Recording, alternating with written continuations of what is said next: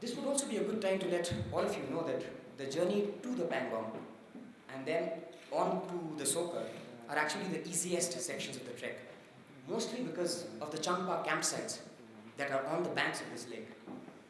These are places where I rest, recuperate and stock up on rations for my onward journey. Beyond the Sokar though, it's a slightly different story. The path to Somorari has valleys whose floors are not swept clean of snow by the wind. There are valleys that are encrusted in permafrost, and other valleys whose benign surface of snow hides streams that refuse to freeze even in this climate. You can only know about these streams one way, and that's the hard way. Each of the puddles that you see in this image are actually footprints, as my legs have sunk through snow, crashed through ice as I've tried to make my way forward. For all this though, the Somorari reserves a welcome that befits all the troubles that I've ever taken to get myself there. This, for example, a star-spangled carpet of snow that invites me to walk on it all the way to the lake. And that is something I love doing on Somorari, my favorite lake. Because the rewards on the lake are many, beginning with the kind of ice that the lake is made of. Colorful, beautiful and dangerous to the eye, and yet the safest variety to walk on. Look closer and you see ethereal patterns etched by the wind on every single strand of transparent ice on the lake. And not to forget the evenings, those anxious times when the cold gets a greater grip of you. The Somorari puts up such a fantastic show. You'll rarely ever want to look at the sky to appreciate a sunset.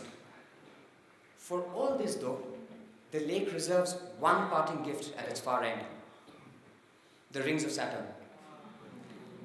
Every single ring marking the gradual retreat of the lake up to the sudden onset of winter. I took this photograph in 2011, halfway up the Norbula, a pass that separates the Somorari from the twin lakes of Kyunso. Now the valley of Kyunso goes by a different name in winter. It's called the Liu Men, a name that is as lyrical as its meaning is dismal. The valley of death, calamity or misfortune, depending on what befalls you. I heard about the winter avatar of the Kyunso for the first time in 2007 from a friend Tashi. He had lost 8 of his yak in 2006, and when he finally followed them and finally found them, they were frozen stiff. The way he told me, some were frozen stiff standing the way they were, and the others had frozen and died midway through chewing cud.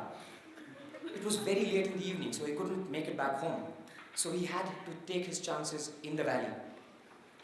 What he did was he placed the bodies of his animals as a shield against the wind and curled up beside them, hoping that he would survive the night. When he woke up the next morning, he said, he thought he had died and gone to paradise. So beautiful was the sunrise, so beautiful was the lake, and so beautiful was everything around him. He was all numb. And the only way he said he realized that he was alive was by placing his hand on his heart, which was still beating. I had been thinking of visiting this valley ever since I heard this story, but it was only in 2011 that I finally managed to walk the thought, so to speak.